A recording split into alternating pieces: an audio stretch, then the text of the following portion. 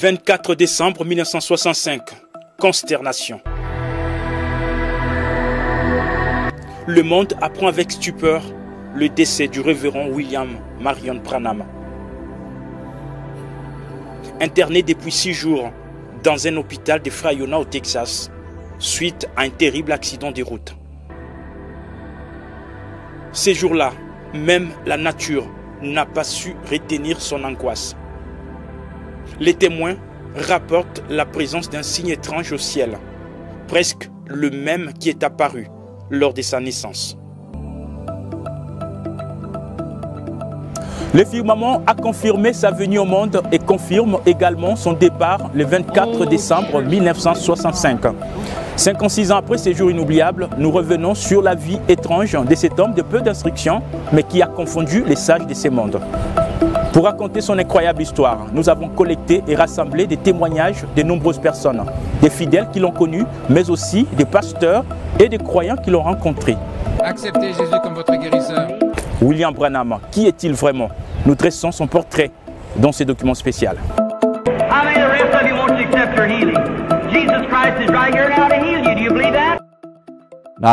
Maintenant, si vous avez déjà entendu parler de cet homme, William Branham,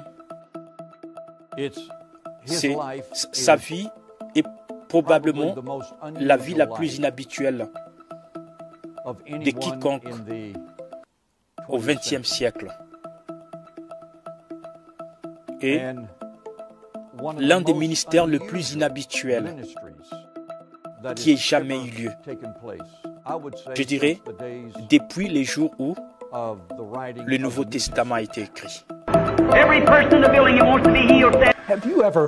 Avez-vous déjà entendu parler d'un homme du nom de William Branham? Il avait sans le moindre doute, depuis les jours où Jésus a marché dans la chair, le plus grand ministère des miracles que je n'ai jamais lu à propos. Il n'y avait aucune imagination de sa part. Il savait quand est-ce que les gens allaient être guéris. Il ne l'a jamais manqué. Vous ne pouvez pas comparer Branham à un prophète ou à quoi que ce soit. Non, laisse Branham seul. Ça, c'est un niveau qui dépasse tout ce que vous pouvez raconter. Ne mentionnez même pas moi, Angèle et Branham sur la même ligne. C'est un déshonneur pour Dieu. Branham était plus qu'un prophète. Branham est au-delà de tout ce dont vous pouvez raconter. Une femme est tombée morte pendant une réunion des frères Branham. Et l'un des hommes d'Oral Robert, un médecin, était là. L'un des hommes les plus considérés d'Oral Robert. Il est venu là et a dit, frère Branham, elle est morte. Frère Branham a dit, soyez patients, soyez tous calmes. Marie, puis il a soulevé Marie. J'ai vu cela de mes yeux.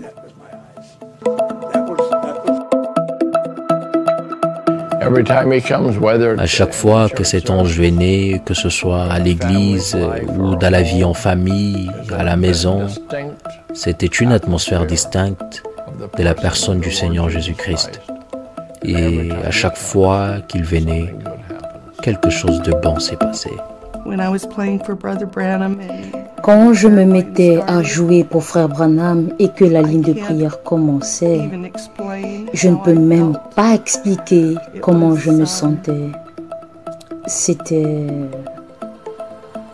Il n'y a pas de mots qui me permettent d'expliquer ce que c'était que d'être aussi proche de Frère Branham alors qu'il priait pour les malades. Les gens étaient guéris. Je sais en revanche que je sentais quelque chose qu'il n'y avait pas autour d'autres personnes auprès desquelles j'avais été.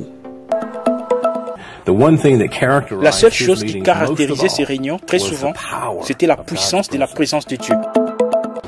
Quand j'ai vu cet homme, j'ai eu la deuxième vision. J'ai vu Jésus dans une personne. J'ai vu Jésus dans une personne. Ces mots du missionnaire évangélique Tommy Osborne pourraient être la réponse à notre question dans ces documentaires. Les mots exacts en seraient impossibles à trouver pour décrire ce que Dieu a fait en ces derniers jours à travers la vie de cet homme du Kentucky. Des mémoires d'hommes, aucun prophète n'a influé sur le monde d'une manière aussi profonde depuis l'époque de Jésus.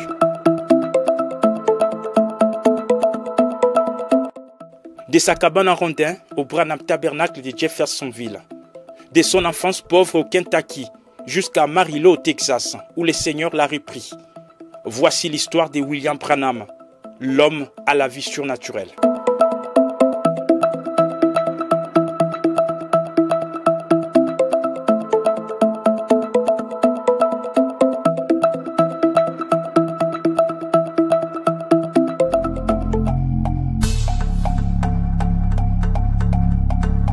Burkesville, Kentucky, mardi 6 avril 1909. Nous sommes 5 heures du matin. Dans cette cabane, une lumière surnaturelle vient saluer la naissance de William Marion Branham.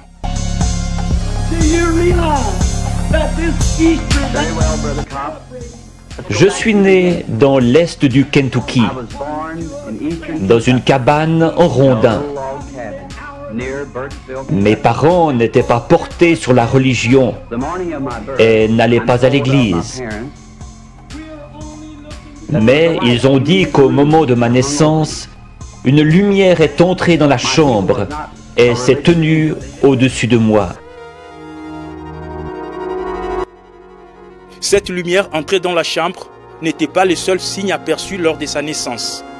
Bien au contraire, il y en avait plusieurs autres qui ont été vus ces jours-là dans le ciel du Kentucky. Ses parents, Charles et Ella Branham, à l'époque très jeunes, sont restés stupéfaits et sans mots.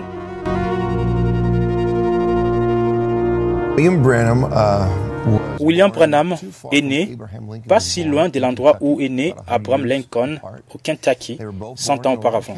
Tous deux sont nés dans une cabane en rondin. Les parents de Branham étaient des adolescents quand il est né.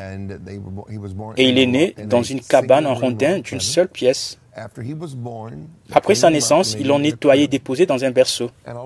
Et une lumière est venue du ciel à travers le bois.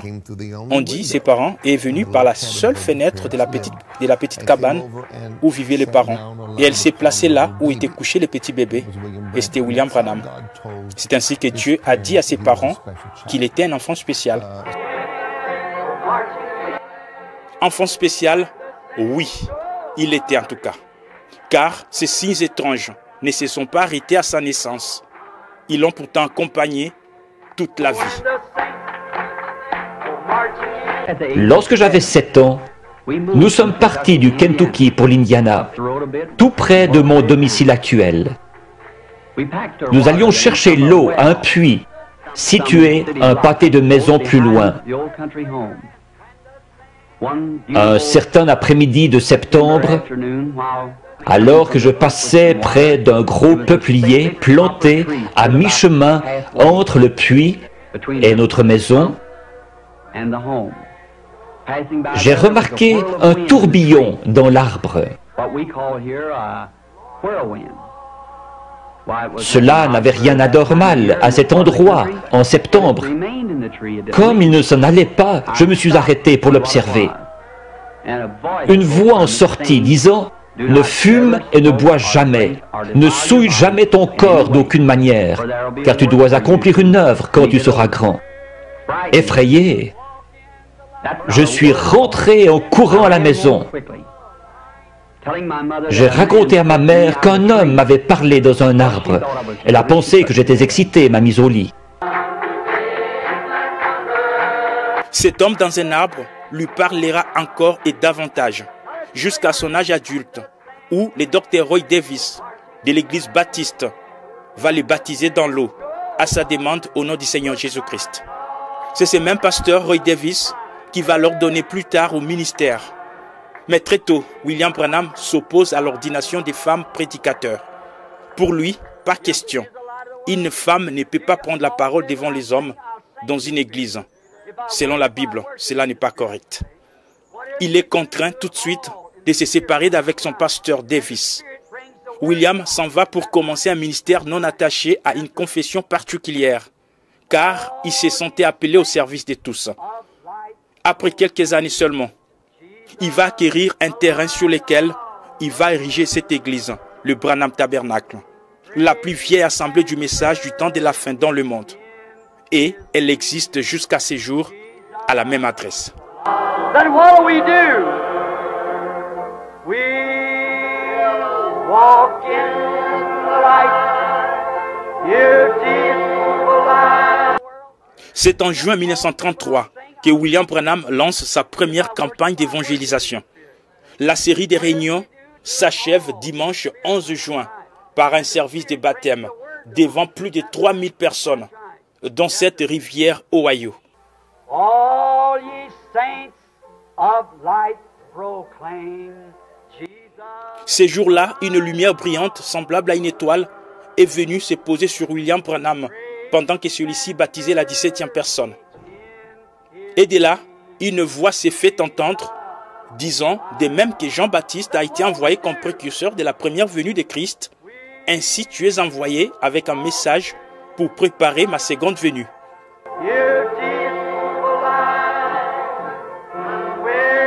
Une lumière ressemblant à une étoile apparut et resta suspendue au-dessus de l'endroit où il baptisait. L'eau se mit tout à coup à bouillonner sur une surface d'environ 4 mètres carrés. Et une voix dit, comme Jean-Baptiste fut envoyé.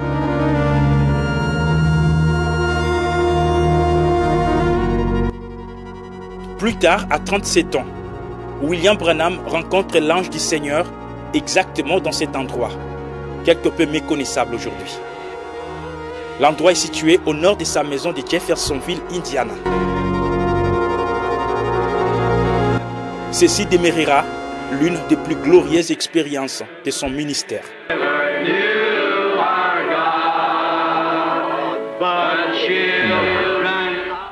À 37 ans, une nuit alors que je priais, j'ai remarqué une lumière sur le sol. Elle provenait de la colonne de feu située juste au-dessus. J'ai entendu quelqu'un marcher et un homme pesant environ 90 kilos a traversé la chambre et est venu dans cette lumière. Il était nu-pied, son teint était basané et ses cheveux noirs tombaient sur ses épaules. J'ai eu peur. Il m'a dit « Ne crains rien ». J'ai reconnu alors que c'était la même voix que celle qui m'avait toujours parlé. Mais c'était la première fois que je le voyais sous une forme humaine. Il a dit « Je suis envoyé de la présence de Dieu pour te dire que tu vas devoir prier pour les malades. De grands signes et prodiges accompagneront ton ministère et tu prieras pour des rois, etc. » J'ai dit « Je suis pauvre et sans instruction. Je ne serai pas capable de faire ce travail. » Il m'a dit que de même que Moïse reçut 2 signes pour confirmer son ministère, de même j'en recevrai 2. L'un serait les miracles en priant pour les malades et l'autre serait de connaître les secrets des cœurs. Connaître les secrets de cœur, ce sera la plus grande caractéristique de son ministère prophétique. La promesse de l'ange du Seigneur s'est accomplie avec exactitude dans toutes les réunions de discernement et de guérison qu'il a tenues. L'histoire est que l'ange lui est apparu et lui a dit « J'ai été envoyé du trône de Dieu, citation directe, pour vous dire qu'il vous a été donné 2 dons par lesquels vous exercerez votre ministère, et ainsi de suite. Le premier don est de connaître les secrets du cœur des hommes. Le second est d'être capable de faire des signes et prodiges pour confirmer que ce que vous avez dit est vrai. » Je vois autre chose.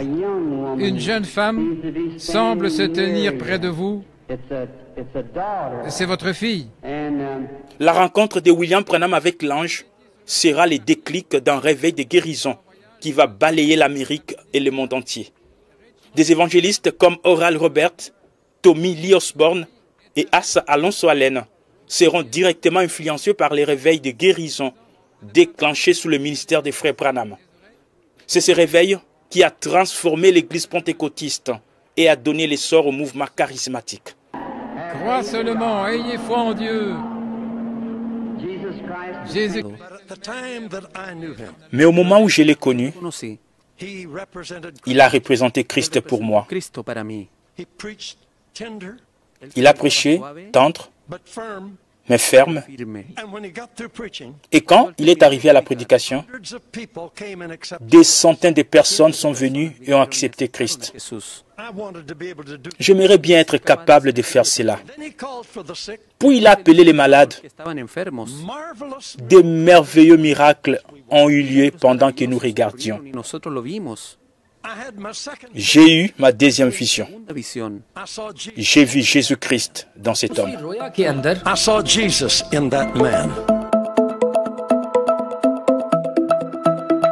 Le ministère des frères Branham a marqué le commencement du plus grand déversement du Saint-Esprit depuis les jours de la Pentecôte. Des centaines de milliers de personnes ont assisté aux campagnes des frères Branham.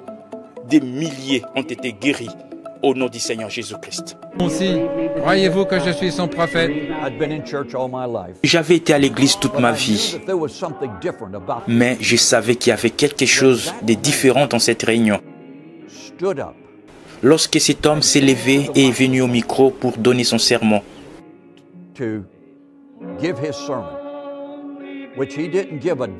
ce n'était pas un sermon dynamique, il s'est juste adressé à la foule.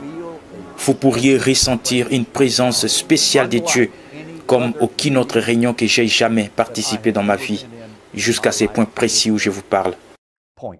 Puissant, qui a créé les cieux et la terre, je demande maintenant que toute puissance du démon soit brisée. Dans cette salle, que la puissance de Jésus-Christ soit rendue manifeste. Seigneur, nous ne sommes pas vaincus. Satan, je t'adjure, au nom du Seigneur Jésus-Christ, sors de ces gens. Levez-vous de vos fauteuils roulants, vous qui êtes estropiés. Donnez-lui la louange, chacun de vous. C'est ça la chose. Frère Branham, c'est ça la chose. Frère Branham, quand vous connaissez la vie de l'homme, c'est là que vous dites, attendez, une minute. Est-ce que vous m'entendez? Vous, quand vous connaissez la vie de l'homme et la grâce que Dieu a mise sur Frère Branham, c'est à ce moment-là que vous saurez. Si l'un de mes fidèles veut vivre longtemps, ne me comparez plus jamais à cet homme. Jamais. Et jamais encore. Alors, j'ai branché la vidéo. Et au moment où j'ai vu cet homme commencer son ministère, jusqu'à quelques mois seulement avant, je n'ai même pas su qu'il existait. Au moment où j'ai vu ce ministère, quelque chose a explosé en moi. Et le Seigneur a dit que ça, c'est le destin de votre génération.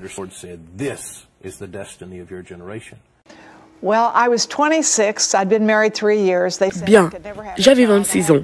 J'étais mariée depuis 3 ans.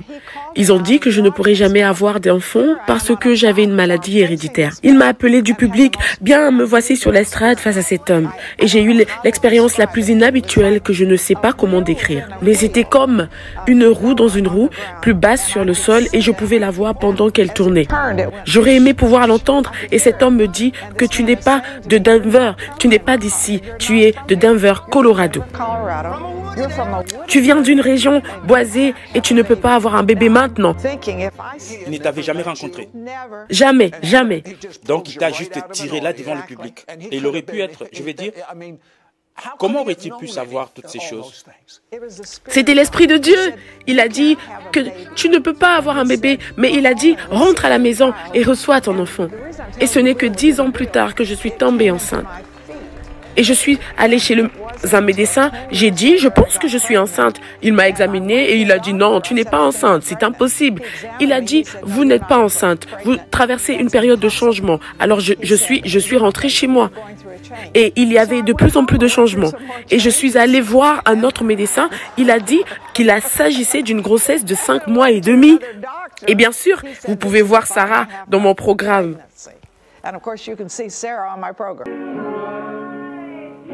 Sarah Boiling, c'est elle, la fille qui est venue au monde après la prière des frères Branham.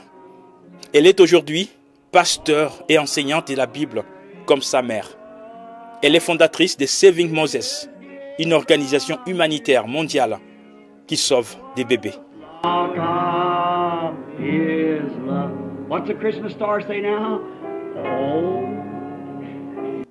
Ses frères en image s'appellent Charlie Mitchell.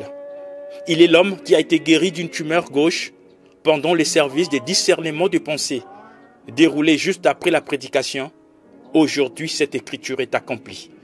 prêché le 19 février 1965. Et pendant que j'étais là-bas, et alors je baissais ma tête et ma face dans mes mains, et j'ai dit, Seigneur, si je suis un enfant de Dieu, j'ai dit, laisse que cet homme appelle mon nom. Juste à ce moment-là, je vis un homme me regarder droit en face. Loué soit le Seigneur. Et j'ai juste levé mes mains pour donner gloire à Dieu. Il m'a vu. Puis il s'est retourné vers moi. Il a dit que tu n'es pas d'ici. Tu es d'une autre ville. Et il a dit que tu es un mineur. Tu viens de Virginie. Et il a dit que tu veux te faire opérer. Il a dit, si c'est vrai, lève ta main. J'ai levé ma main. Et puis il a dit très peu de mots de plus. Et il a dit, levez-vous. Je me suis levé. Et il m'a dit, rentre à la maison, Jésus t'a guéri. Loué soit le Seigneur. Et l'Esprit du Seigneur est venu sur moi.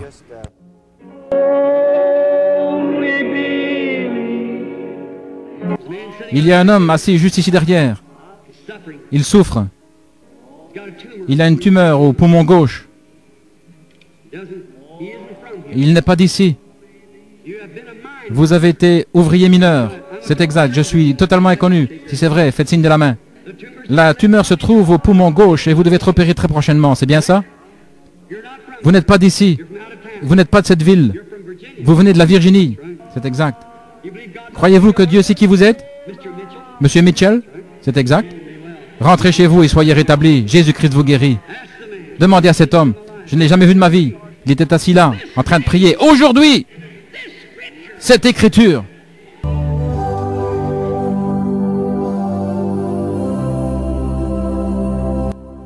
Parmi les miracles qui ont marqué le ministère des frères Branham, on citerait celui de cet homme, William Upshaw, un ancien membre du Congrès américain infirme depuis son enfance. Il a été guéri de son handicap et n'a plus eu besoin de fauteuils roulants, ni de béquilles, jusqu'à la fin de sa vie. Here he is, the Congressman of the United States of America that was a cripple for 66 years.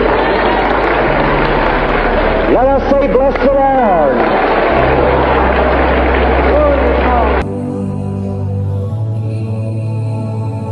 Partout, les messages du temps de la fin est prêché. On parle de cette dame, Hattie Wright. Elle est la femme qui a cru à l'un des redoutables témoignages du ministère des frères Branham sur la création des écureuils. Et en récompense, Dieu lui a donné le salut de ces deux garçons, ici dans cette photo. Tout à coup, elle a dit, frère Branham, le plus grand désir de mon cœur, c'est le salut de mes deux garçons. J'ai dit, je te donne tes garçons au nom de Jésus-Christ. Them sniggered, laughing, fun-making boys fell across their mother's lap and surrendered their life to God and was filled with the Holy Ghost right there. Et ces garçons qui ricanaient, riaient et se moquaient, se sont jetés aux genoux de leur mère. Ils ont abandonné leur vie à Dieu et ils ont été remplis du Saint-Esprit sur le champ. Wow!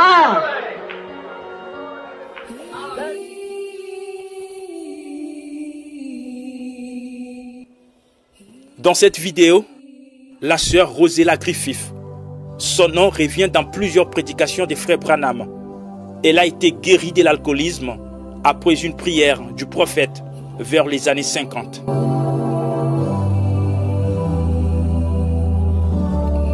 De tous les collaborateurs des frères Branham, seul son fils Billy Paul a eu la grâce de voir de ses yeux cet ange de l'Éternel qui marchait avec son père. Il raconte ces témoignages émouvants avec larmes aux yeux, partout où il part à travers le monde.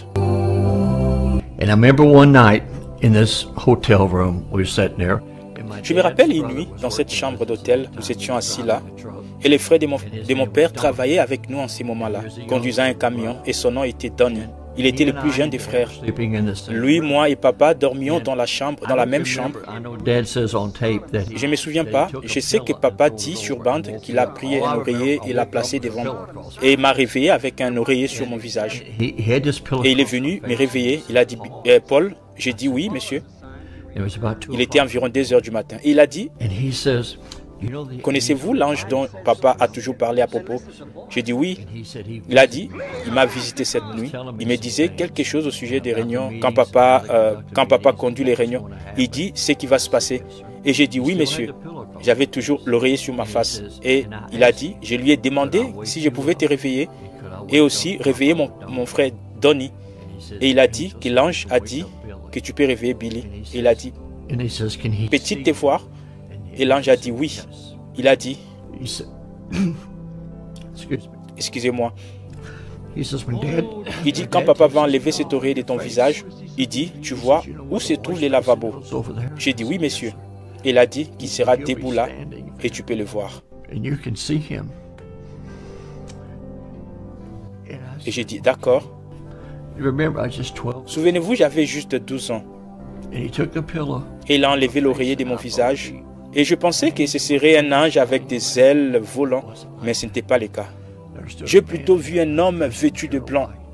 Il avait ses bras croisés comme ceci, ses cheveux jusqu'aux épaules. Il s'était né là. Et une chose qui m'avait étonné, il n'avait jamais dit un mot. Mais il regardait tout autour de la pièce et ses yeux étaient totalement concentrés sur mon père. À chaque mouvement, il regardait mon père et je peux revoir encore cela maintenant. Il pouvait regarder tout autour de la chambre, regarder un peu vers moi et vers mon oncle. Mais ses yeux n'avaient jamais laissé papa. Et je me suis accroché à papa parce que je ne savais pas si c'était un homme debout qui s'était né là, dans la pièce, près de la fenêtre.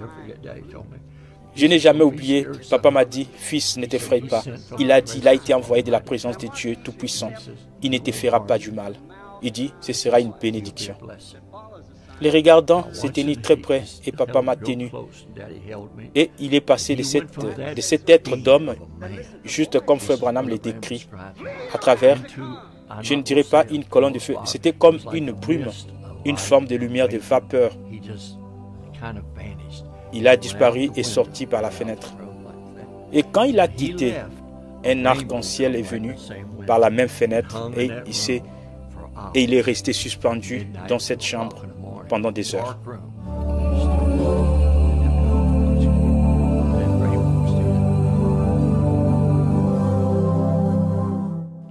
C'est cet ange du Seigneur qui a permis à Frère Branham de connaître les secrets du cœur des gens et de guérir les malades.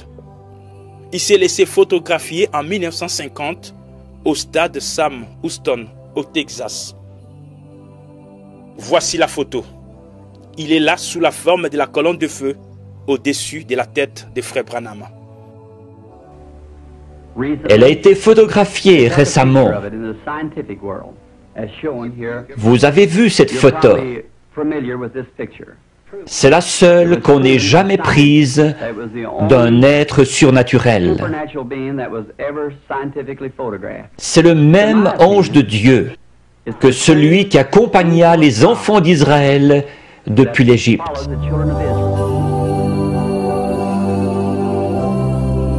Cette photo serait à ce jour la plus importante de toutes les photographies existantes, jamais prises d'un être surnaturel par une caméra. Elle est placée dans toutes les églises qui croient au message du temps de la fin. William Branham, la même chose. Il a expérimenté la 3e dimension. Dieu l'a utilisé de telle manière que j'ai des vidéos et je m'assois et tremble en regardant comment cet homme est en train d'être utilisé. Les détails au sujet des gens. Je dis bien détails. William Branham était son nom. William Branham était en train de prêcher, mes chers, quand un halo est apparu au-dessus de sa tête pendant qu'il prêchait. Vous pouvez les chercher sur YouTube. Ça va vous secouer. La photographie de cette lumière qui fait trembler le monde entier est aujourd'hui gardée ici dans cette bibliothèque du Congrès américain à Washington, D.C., la capitale des États-Unis.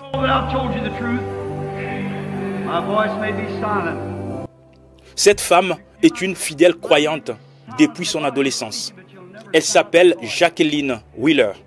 C'est elle qui a joué au piano le 21 février 1965 lorsque Frère Branham a prêché sur le mariage et divorce. À l'époque, elle avait 14 ans. Et 50 ans plus tard, elle s'en souvient. Lorsque j'avais joué pour les réunions de mariage et divorce, il y avait une estrade. J'étais très stressée. Et quand je deviens stressée, ça me donne des maux de ventre. Mes genoux tremblaient. Mon corps tout entier tremblait. Je pensais que j'allais devenir malade et je pensais, eh bien, je ne vais pas pouvoir m'en sortir. Et Frère Branham se retourna et me regarda d'une certaine façon comme pour dire, tout ira bien, ne te fais aucun souci. Et tout se passa bien, juste comme ça. Je fus capable d'aller au terme du service. Je n'aurais pas été capable si Frère Branham n'avait pas fait cela.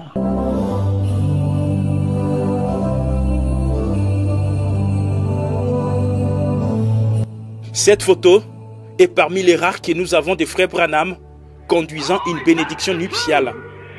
Ici, c'est Billy et Charol Simpson, ce couple marié à Louisiane le 1er décembre 1963, juste avant que Frère Branham ne prêche sur un absolu. Plusieurs années après leur mariage, les voici encore ensemble. Ils se rappellent de ces jours. Je suis Frère Billy Simpson. Celle-ci, c'est ma femme, Charol. Nous sommes le couple qui s'est marié à Shreveport, en Louisiane, le 1er décembre 1963, à l'église de Frère Jack Moore, où Frère Branham a prêché l'absolu. Nous avions décidé de nous marier. Vous savez, fixer une date pour notre mariage dépendait de l'emploi du temps de Frère Branham. Il a appelé ma tante et lui a dit qu'il pouvait nous marier à Shreveport. Je vivais à Memphis à l'époque, Tennessee, et Bill vivait à Tucson en Arizona. Et il a dit qu'il pouvait nous marier ce week-end chez Frère Jacques Moore à Shreveport, en Louisiane. So we are happy for them. I see they taking their place after getting married, go right back in the auditorium of the church and sit down and listen to the sermon. We're marching to Zion. Tous ceux qui l'ont connu témoignent de son humilité, sa sincérité, ainsi que de l'atmosphère toute surnaturelle qui entourait cet homme dont la vie était marquée par une intimité continuelle avec le Seigneur. Maintenant, je réalise combien humble était cet homme. Nous avions environ 14 ou 15 ans et Frère Branham demande à des enfants. Il dit, je n'ai pas fait d'études peut-être. Il dit, je suis sûr que vous les filles sauriez comment. Il décrit la taille de cette pyramide dont il était en train de parler. Tellement humble. Je ne l'oublierai jamais. Quand nous avons fini, nous sommes retournés à la voiture, je suis entré dans la voiture et j'ai juste fermé la portière. Et je ne peux pas décrire l'atmosphère. C'était si serein et si merveilleux. L'effet secondaire de l'ensemble, la présence de cette personne. Et Frère Branham a dit qu'à chaque fois qu'il vient, quelque chose de bien arrive. Vous devriez vous sentir comme quelqu'un qui était presque à côté de Dieu. Parce que le ministère de Frère Branham était si unique. Il restait sous l'onction de Dieu jusqu'à ce que cela vous conduise presque dans la présence de Dieu. Avec lui, comme il appelait les gens sur l'estrade, disant leur nom, leurs conditions, le numéro des maisons où ils vivaient, la ville, la cité, l'état où ils venaient. C'est juste un ministère que je n'ai jamais vu ou entendu. Un ministère jamais vu ni entendu. Ces témoignages sont les mêmes pour tous ceux qui ont eu le privilège de côtoyer cet homme de William Branham.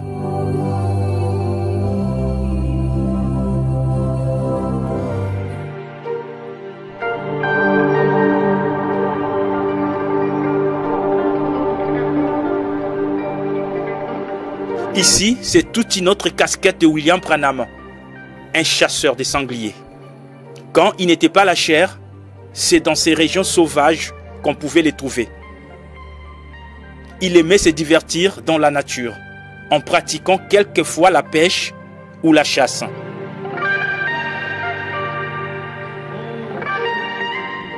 Et tous ces effets de chasse, il les gardait soigneusement ici dans sa maison, qui est devenue à ces jours un musée qui reçoit des visiteurs en provenance de tous les coins de la planète.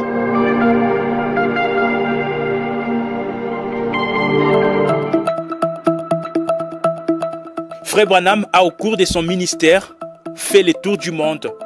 Il a prêché l'évangile avec abnégation partout où il a été. Il a organisé de grandes campagnes d'évangélisation dans plusieurs pays, dont notamment ici en Inde, où beaucoup d'âmes ont été converties à Christ. Frère Branham a aussi visité le continent noir, l'Afrique, avec de puissantes réunions de réveil tenues dans différents endroits. Parmi les plus mémorables, on parle de celles organisées ici dans la ville de Durban, en Afrique du Sud, en 1951. Selon les rapports, plus de 100 000 personnes ont assisté à ces campagnes de guérison, où des milliers de malades furent guéris.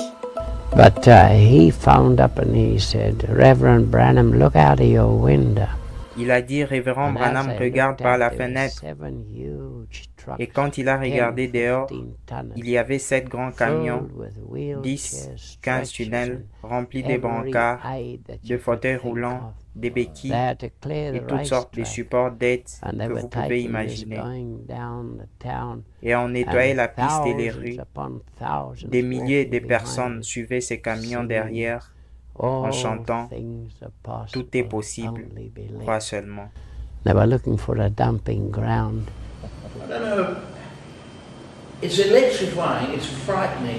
Je ne sais pas, c'était électrisant, c'était effrayant, c'était génial. Les gens dans le public s'évanouissaient, les gens criaient, certains poussaient des cris, certains applaudissaient, beaucoup pleuraient. Certains riaient, c'était comme une maison de fous. Et me voilà, je ne sais rien. Alors les Africains, et ils étaient des milliers, et ils se sont déchaînés. Ils ont attrapé les palissades, ils ont attrapé des bancs, ils ont juste commencé à balancer leurs bras en l'air. Et ces vents de guérison a touché tout le monde.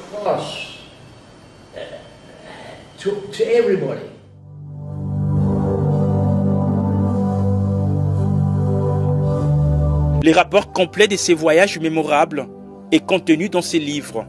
Un prophète visite l'Afrique, écrit par Julius Stadscleve, un témoin oculaire.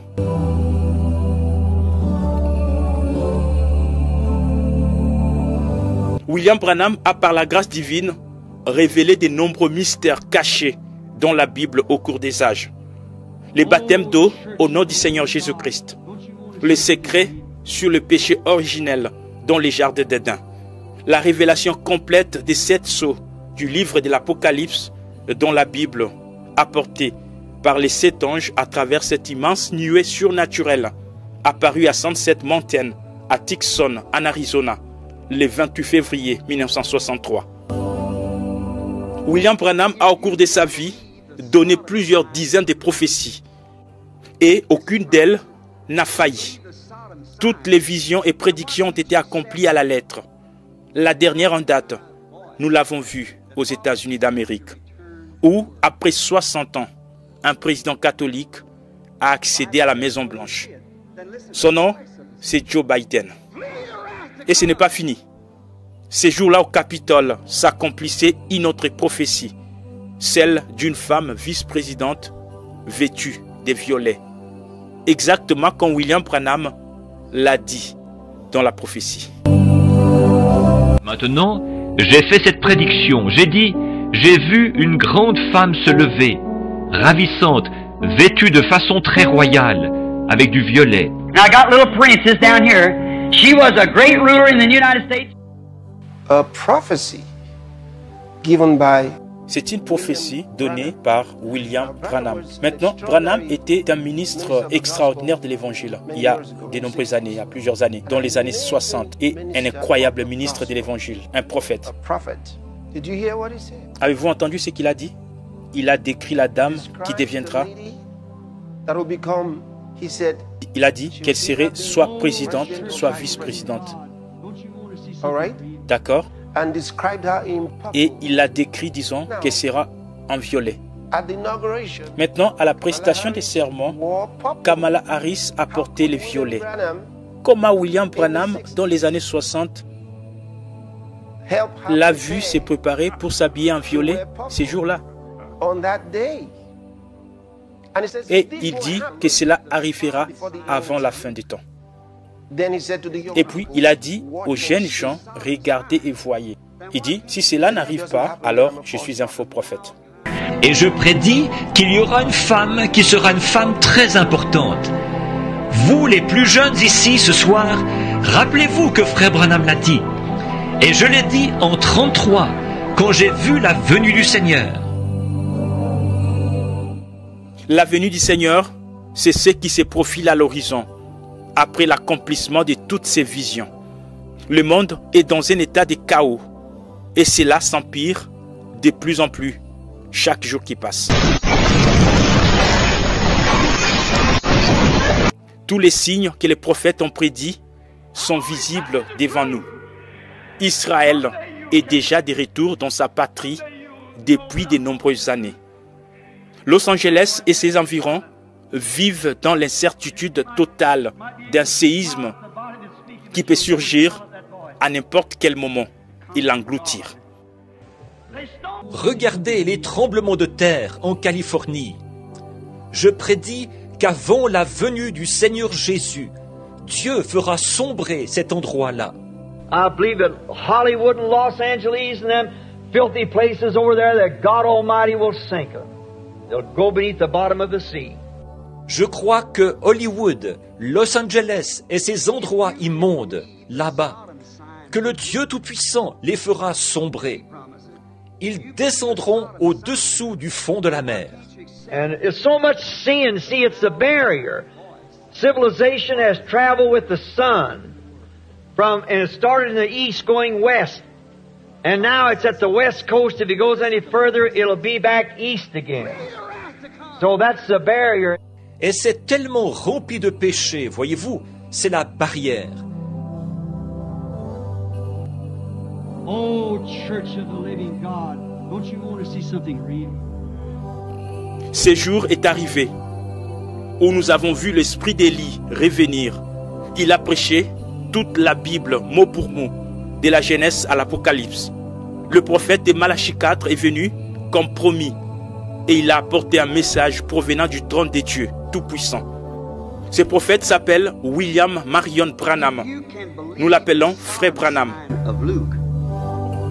Les sermons de Frère Branham, il y en a plus de 1200 qui sont disponibles aujourd'hui dans différentes bibliothèques de Voice of God Recordings, cette institution chrétienne dirigée par les fils cadets de William Branham, Joseph, qui se charge de la distribution de toutes les prédications de ces prophètes messagers.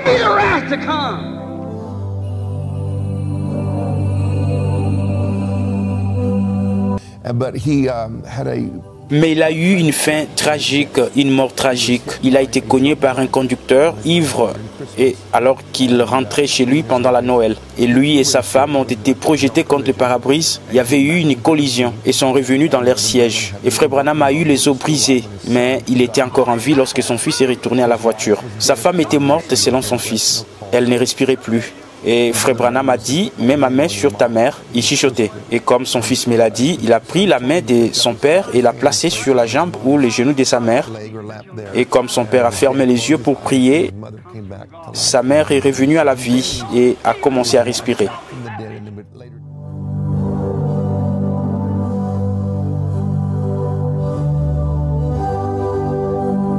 C'est précisément le 24 décembre 1965. À 17h49, que le prophète William Branham a tiré sa référence dans un hôpital d'Amarillo, au Texas. Plusieurs prédicateurs étaient présents lors de ses funérailles, dont beaucoup ont rendu hommage à un homme au ministère inhabituel.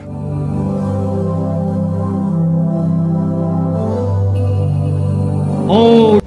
Il a vécu 56 ans d'une vie exceptionnelle sur la terre. Et ce 24 décembre 2021, il totalise 56 ans derrière les rideaux.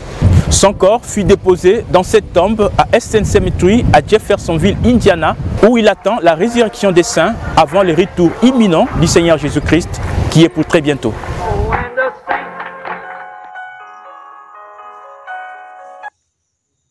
Shalom.